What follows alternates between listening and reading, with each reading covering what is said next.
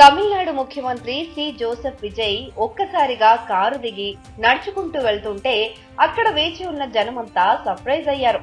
చెన్నై నగర తాగునీటి అవసరాలను తీర్చేందుకు వాటర్ రీసైక్లింగ్ ప్రాజెక్టులను వేగవంతం చేసేందుకు సీఎం విజయ్ నేరుగా రంగంలోకి దిగారు. కోయంబేడులోని మెట్రో వాటర్ రన్ చేస్తున్న 45 MLD TTRO ప్లాంట్ ను ఆయన సోమవారం ఆకస్మికంగా తనిఖీ చేశారు.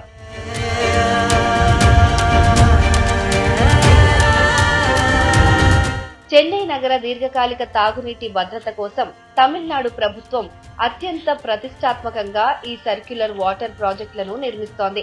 ఇందులో భాగంగా కోయంబేడు, కొడుంగయూర్ వద్ద చెరో 45 MLD సామర్థ్యంతో 2 TTRO ప్లాంట్లను ఏర్పాటు చేశారు. ఇవి ప్రతిరోజు ఏకంగా 90 MLDల మురుగునీటిని శుద్ధి చేసి రీసైకిల్ చేస్తున్నాయి.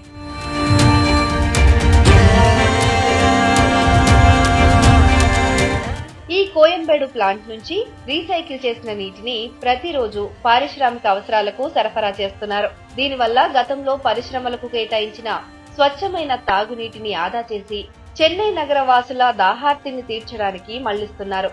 ఈ తనిఖీ కార్యక్రమంలో ప్రభుత్వ చీఫ్ విప్ ఆర్ సబరినాథన్, పురపాలక పరిపాలన నీటి సరఫరా శాఖ కార్యదర్శి గగన్ దీప్ సింగ్ తదితరులు పాల్గొన్నారు.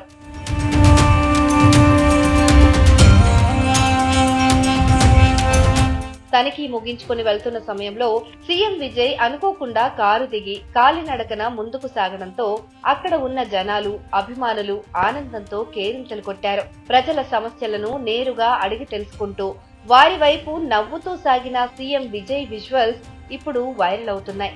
ప్రజల దాహార్తి తీర్చేందుకు సీఎం విజయ్ చేపట్టిన ఈ రీసైకిల్ వాటర్ ప్రాజెక్ట్ పైన మీ అభిప్రాయాన్ని కామెంట్ చేయండి.